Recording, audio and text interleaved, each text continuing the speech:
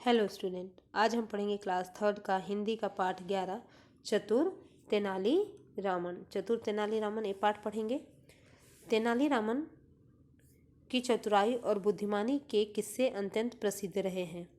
वे अपनी हाजिर जवाबी से राजा कृष्णदेव राय के अत्यंत प्रिय थे, जबकि जो बाकी दरबारी थे वो तेनालीरामन से ईर्ष्या करते थे, यानी जलन की भाव रखते थे। उनकी समझदारी का एक ऐसा ही किस्सा इस पाठ में हम पढ़ेंगे।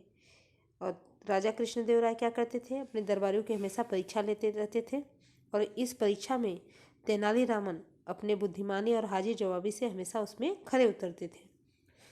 तो चलिए इस कहानी से भी हम देखते हैं किस तरह की परीक्षा राजा कृष्णदेव राय ने ली और किस तरह से अपनी बुद्धिमानी और हाजिर जवाबी से तेनालीरामन ने उस परीक्षा में सबको पछाड़ते हुए उसमें खरे उतरे।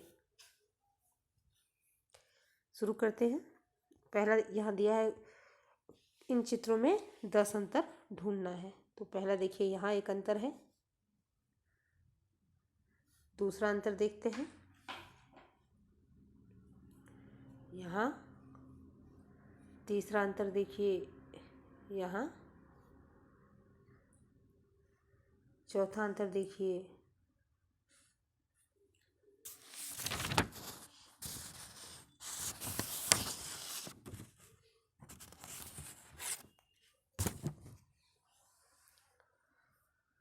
चौथा अंतर है यहाँ। उसके बाद अंतर है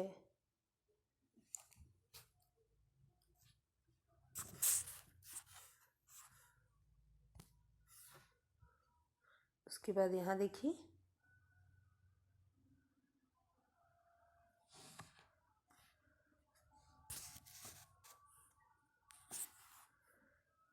इस तरह से 5-6 अंतर आपको ढूंढने हैं, बाकी अंतर आप खुद ढूंढेंगे। चलिए स्टोरी पढ़ना शुरू करते हैं।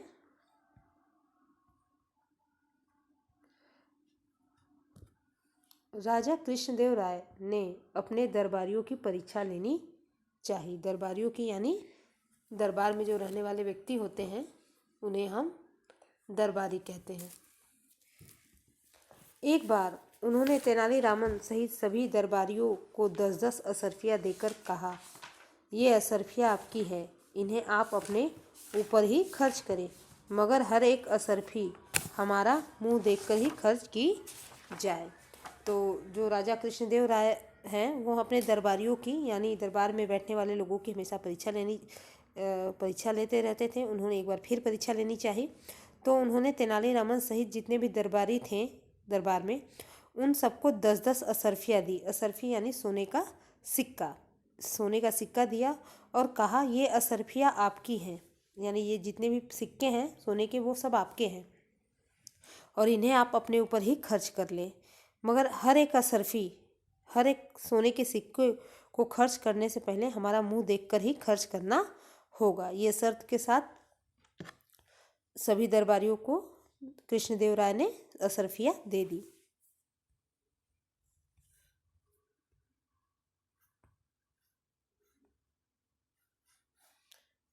सभी दरबारी असरफियाँ पाकर बहुत खुश हुए।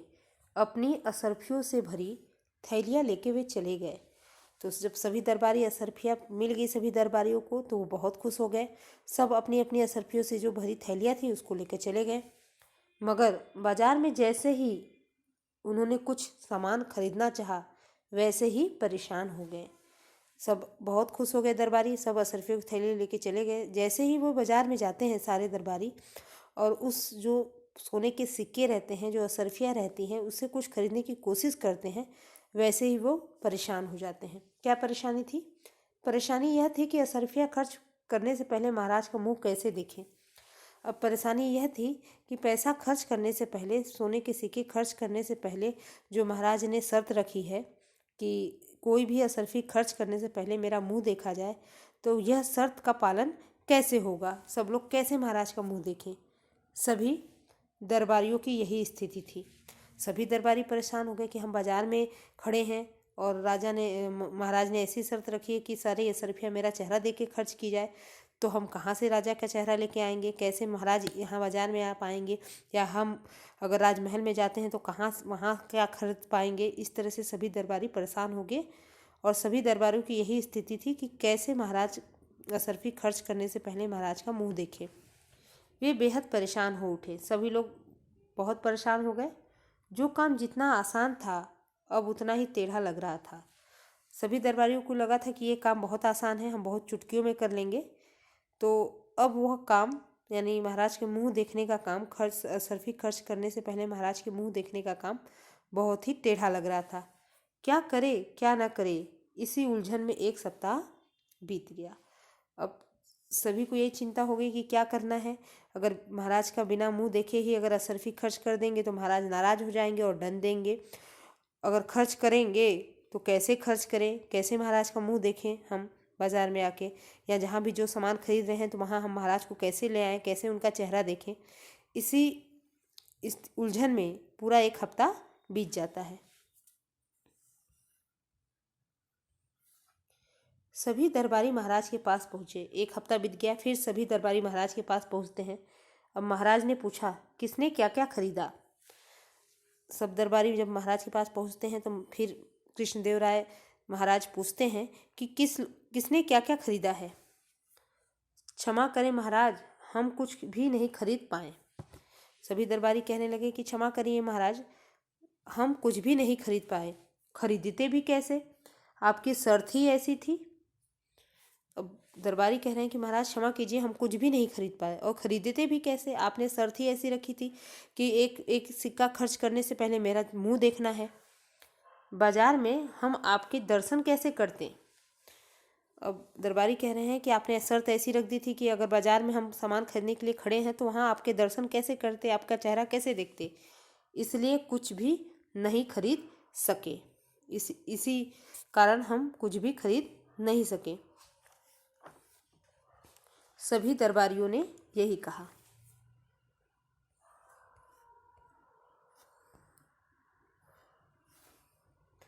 तभी वहाँ तेनालीरामन वहाँ पहुँचे।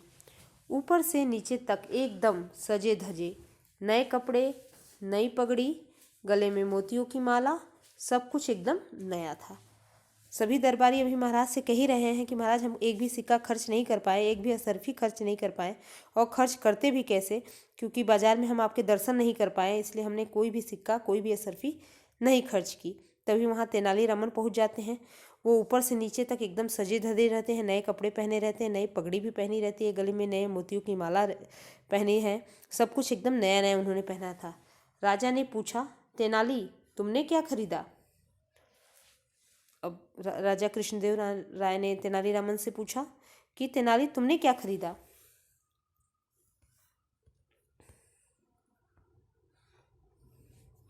महाराज आप स्वयं ही देख रहे हैं, ऊपर से नीचे तक सब नया है।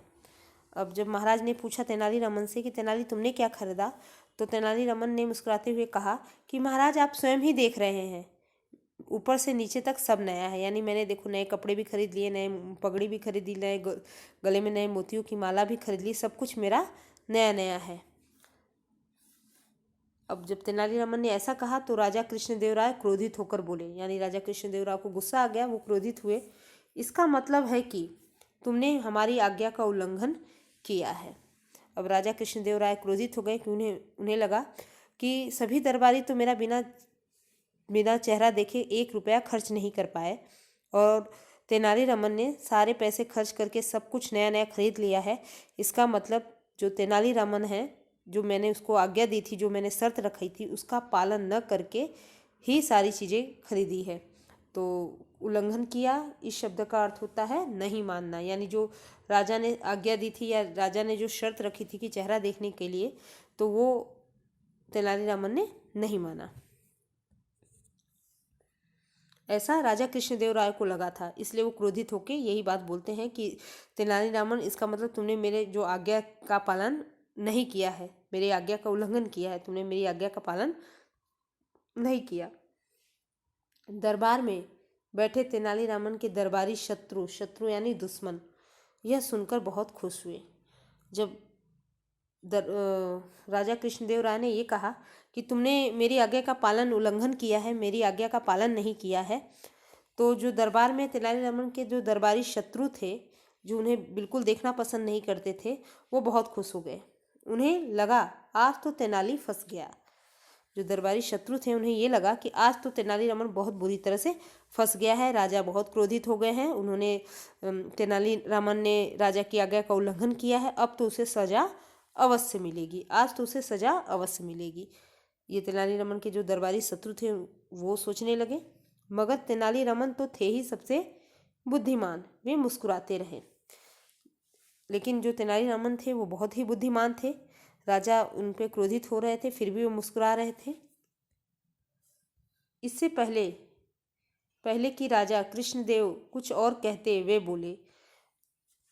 इससे पहले कि राजा कृष्णदेव राय आज्ञा देते या कुछ और तेनालीरामन को कहते, तब तक तेनालीरामन ने कहा, बिल्कुल नहीं महाराज, मैंने आपकी आज्ञा का कोई उल्लंघन नहीं किया है। तो तेनालीरामन बोलते हैं कि बिल्कुल नहीं महाराज, मैंने आपकी आज्ञा का उल्लंघन नहीं किया है, मैंने आपकी आज्ञा का पालन करने के बाद ही ये जो सोने के सरफिया, आपने सोने के सिक्के जो मुझे दिए थे वो अपने ऊपर खर्च किए हैं। मैंने आपकी प्रत्येक असरफी आपका पावन यानी पवित्र मुख देखकर ही खर्च की है। अब यहाँ तेनालीरामन कह रहे हैं कि मैंने जो आपने जितनी असरफी दी थी वो मैंने आपका पवित्र चेहरा देखकर ही, मुख देखकर ही खर्च की है। राजा ने आश्चर्य से पूछा। अब राजा कृष्णदेव आश्चर्यचकित हो गए, आश्चर्य यानी यहाँ हैरान हो गए। हैरान से उन्होंने पूछा, मगर कैसे, हम तो राजमहल में थे। अब राजा बोलते हैं कि तुम कह रहे हो कि नहीं महाराज, मैंने आपकी आज्ञा का उल्लंघन बिल्कुल भी नहीं किया है, मैंने जो आपकी दी हुई असरफी, आपका चेहरा देखकर ही सारी असरफियाँ खर्च की है, तो वो आपने कैसे किया? मैं तो आपके पास गया नहीं, मैं तो राजमहल में ही था।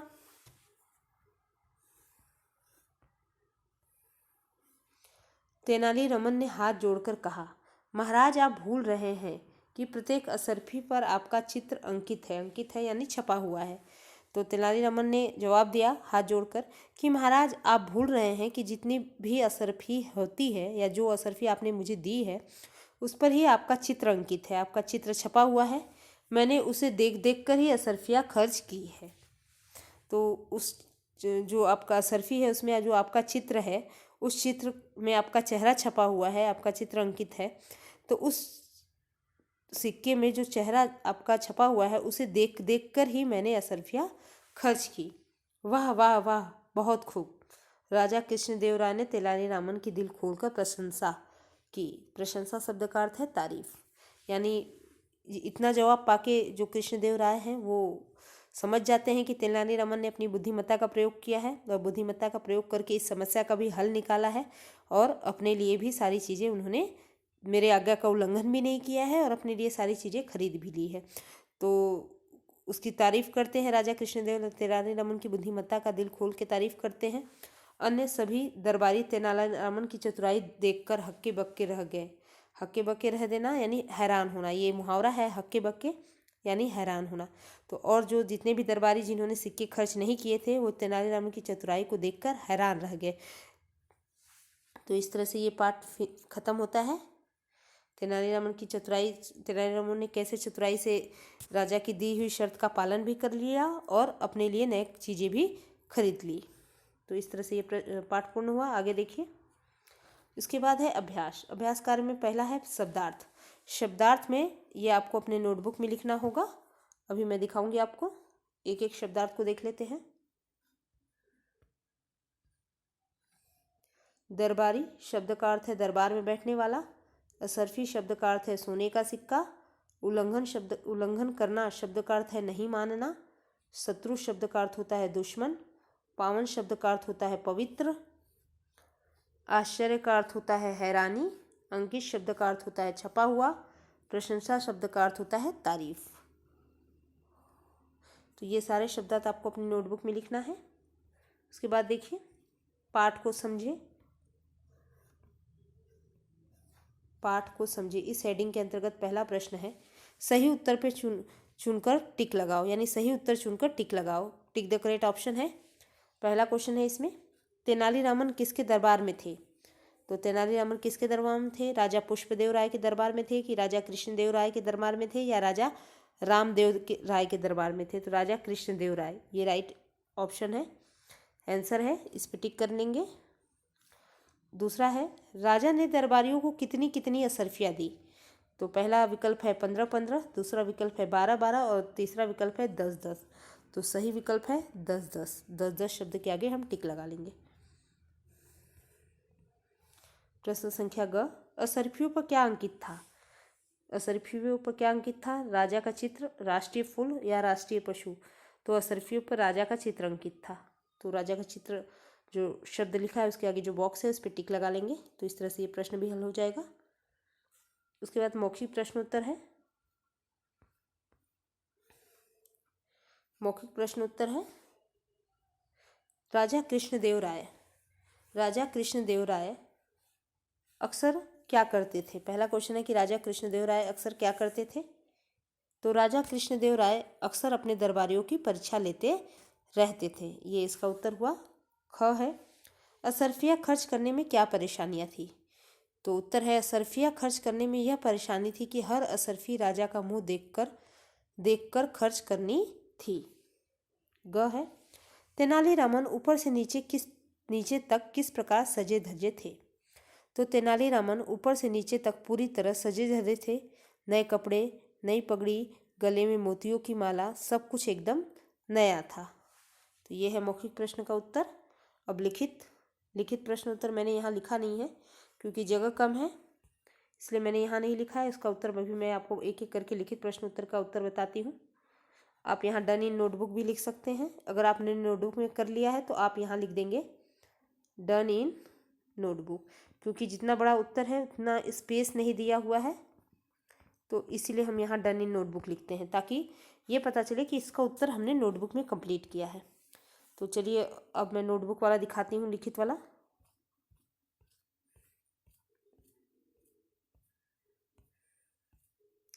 नोटबुक में आपको शब्दार्थ के बाद देखिए शब्दार्थ लिखना है, जैसे मैंने ये लिखा हुआ है, शुरुआत से देख लेते हैं नोटबुक में भी। पाठ 11 चतुर तेनालीरामन, शब्द और अर्थ, शब्दार्थ लिख लेंगे इसमें। फिर आप जो मौखिक अभी आपको मैंने क्वेश्चन आंसर बताया, मौखिक में को भी क्वेश्चन आंसर को भी हम नोटबुक में लिखेंगे। निम्नलिखित प्रश्नों के उत्तर दीजिए। जो मौखिक प्रश्नोत्तर 3 अभी आपको बताया, राजा कृष्णदेव अक्सर क्या करते थे। क्वेश्चन नंबर दूसरा है, असरफिया खर्च करने में क्या परेशानियाँ थी। तो ये सारे का उत्तर भी आप नोटबुक में लिखेंगे। उसके बाद क्वेश्चन नंबर ग था, तेनालीरामन ऊपर से नीचे तक किस प्रकार सजे धजे थे, मौखिक प्रश्न में था। इसका भी आप उत्तर, प्रश्न और उत्तर दोनों नोटबुक में लिखेंगे। उसके बाद देखिए, उसके बाद लिखित का देखिए, लिखित प्रश्न संख्या घ, तेनालीरामन के दरबारी शत्रु किस बात से खुश हो गए। तो उत्तर यहाँ देखिए लिखा है मैंने, तेनालीरामन के दरबारी शत्रु इस बात से खुश हो गए कि तेनालीरामन द्वारा सारी असरफियाँ खर्च करने की बात सुनकर राजा कृष्णदेव राय उन पर क्रोधित हुए हैं। उन्हें लगा कि आज तेनालीरामन को सजा अवश्य मिलेगी। तो ये उत्तर हमने यहाँ लिखा नोटबुक में। इतना बड़ा उत्तर है, बुक में आ नहीं पाएगा ढंग से, इसलिए वहाँ हम डन इन नोटबुक लिखेंगे। जब हमारा उत्तर नोटबुक में सारा कंप्लीट हो जाएगा तब हम बुक में लिखेंगे done in notebook. Question number अंग, तेनालीरामन ने राजा की आज्ञा का पालन किस प्रकार किया। तो उत्तर यहाँ है, तेनालीरामन ने राजा की आज्ञा का पालन किया था। उन्होंने असरफी पर अंकित राजा का चित्र देखकर ही प्रत्येक असरफी को अपने ऊपर खर्च किया था। तो ये इसका उत्तर है, ये अपनी नोटबुक में लिखेंगे। उसके बाद प्रश्न संख्या च, राजा कृष्णदेव राय तेनालीरामन से क्रोधित क्यों हो गए।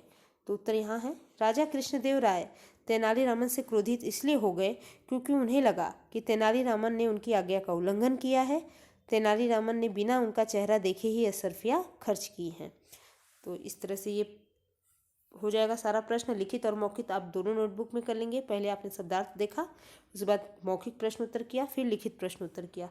अब नोटबुक में देखिए आगे क्या करना है।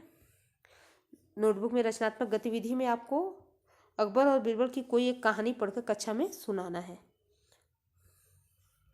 उसके बाद देखिए, पाठ से संबंधित शिक्षाप्रद प्रश्न है, ये आपका कट पेस्ट है। पाठ से संबंधित शिक्षाप्रद प्रश्न, यानी पाठ में हमें जो शिक्षा दी गई है उसके बारे में हमें चार्ट पेपर किसी भी शेप में कट कर लेना है और उसके बारे में प्रश्न और उत्तर लिखना है। प्रश्न देखिए क्या है, यह है प्रश्न, प्रस्तुत पाठ में किसके बारे में बताया गया है? तो यहाँ उत्तर है, देखिए, प्रस्तुत पाठ में चतुर तेनालीरामन रावण की बुद्धिमत्ता के बारे में या बुद्धिमानी के बारे में बताया गया है। तो इस तरह से ये शिक्षाप्रद प्रश्न कंप्लीट हो गए। ये नोटबुक कार्य आपको मैंने सारा समझा दिया। चलिए पुनः पुस्तक अभ्यास में, बुक एक्सरसाइज में।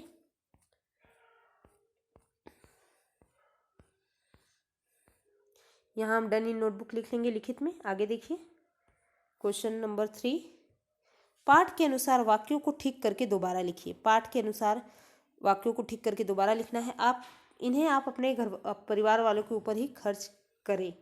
ये गलत लिखा है, क्या कहा गया था? इन्हें आप अपने ऊपर ही खर्च करें, ये लिखा गया है। उसके बाद देखिए प्रश्न संख्या ख, सभी दरबारियों की बुरी स्थिति थी। सभी दरबारियों की बुरी स्थिति थी, तो पाठ में क्या लिखा है? सभी दरबारियों की यही स्थिति थी। बुरी की जगह हम यही शब्द का प्रयोग करेंगे और पूर्ण कर लेंगे पाठ को, वाक्य को हम फिर से सही करके लिख लेंगे इस तरह से। प्रश्न संख्या ग, मैंने आपकी आज्ञा का पालन नहीं किया। पालन नहीं किया, मैंने आपकी आज्ञा का उल्लंघन नहीं किया। पालन नहीं किया यानी उल्लंघन नहीं किया। इस तरह से ये हो जाएगा, जैसे पाठ में दिया हुआ है उस तरह से वाक्य हमने सुधार के पुनः लिख लिया है। आगे देखिए, पाठ को समझिए। इस हेडिंग के अंतर्गत पहला प्रश्न है, पाठ में से अनुस्वार व चंद्र बिंदु वाले शब्द ढूंढकर लिखो। पाठ में से अनुस्वार ये और चंद्र बिंदु यहाँ दिया हुआ है, उससे संबंधित शब्द ढूंढ के लिखना है। तो पहले हमने अनुस्वार वाला देखेंगे। पहले हम अनुस्वार वाला देखेंगे। पहला शब्द लिखेंगे उल्लंघन, दूसरा शब्द लिखेंगे प्रशंसा और तीसरा शब्द लिखेंगे अंकित।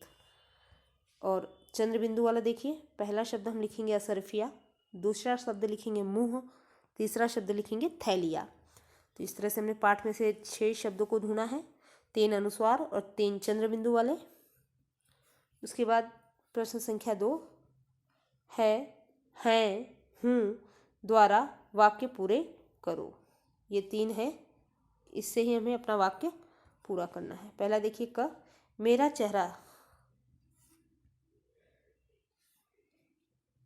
चेहरा देखकर ही असरफिया खर्च करनी है, बिंदी लगाएंगे यहाँ। दूसरा, तुमने क्या खरीदा है लिखा है, क्वेश्चन मार्क लगा है। ग में देखिए, मैं कभी गलती नहीं करता हूँ लिख दिया हमने। घ वाले में देखिए, मैंने आपकी आज्ञा का उल्लंघन नहीं किया है। अंग में देखिए, आप भूल रहे हैं कि प्रत्येक असरफी पर आपका चित्र अंकित है। तो इस तरह से है, हूँ, है लिखा हुआ है। इसको आप अपनी बुक में लिख लेंगे इसी तरह से, जिस तरह से यहाँ लिखा हुआ दिख रहा है आपको स्क्रीन पे। उसके बाद देखिए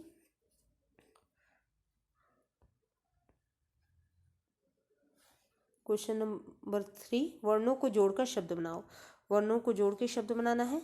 यहाँ इन सब वर्णों को जोड़ के बनेगा शर्त, इसको जोड़ के शब्द बनेगा मुंह, इन वर्णों को जोड़कर शब्द बनेगा दरबारी और इन वर्णों को जोड़कर शब्द बनेगा प्रत्येक। तो इस तरह से हमने वर्णों को जोड़कर शब्द बना लिया है। पहला शर्त, दूसरा मुंह, तीसरा दरबारी और चौथा है प्रत्येक। उसके आगे देखिए, सुनो ध्यान से इस शीर्षक के अंतर्गत अध्यापक या अध्यापिका सीडी से वाक्य सुनकर रिक्त स्थान भरो। यानी सीडी से वाक्य सुनना है और रिक्त स्थान भरना है। मैंने यहाँ सीडी से वाक्य सुन के रिक्त स्थान भर लिया है। क, तेनालीरामन राजा कृष्णदेव राय के दरबारी थे, दरबारी लिख देंगे। दूसरा, वे अपनी हाजिर जवाबी के लिए प्रसिद्ध थे। ग, वे राजा का मनोरंजन करते थे। घ में, बहुत से दरबारी उनसे ईर्ष्या करते थे। तो पहले में हम दरबारी शब्द भरेंगे यहाँ, दूसरे में हम प्रसिद्ध शब्द भरेंगे यहाँ, तीसरे में हम मनोरंजन शब्द भरेंगे यहाँ और घ वाले में ईर्ष्या इस शब्द को फिल करेंगे। तो इस तरह से ये भी हो जाएगा। उसके बाद चलो बात करते हैं, ये तो संवाद अभिनय है, आपको एक्टिविटी के रूप में के लिए दिया हुआ है, तो आप क्लास में जब भी होंगे तो इसका अभ्यास करेंगे। उसके बाद रचनात्मक कार्य है, इसमें आपको बीरबल और अकबर की कोई भी कहानी पढ़कर कक्षा में सुनाना है या तेनालीरामन की कहानी की किताब खरीद कर पढ़ना है। तो इस तरह से हमने पाठ भी पढ़ लिया, समस्त पुस्तक अभ्यास भी कर लिया, नोटबुक कार्य भी आपने देख लिया है पहले ही। तो आज के लिए बस इतना ही, मिलते हैं नेक्स्ट क्लास में। Thank you student.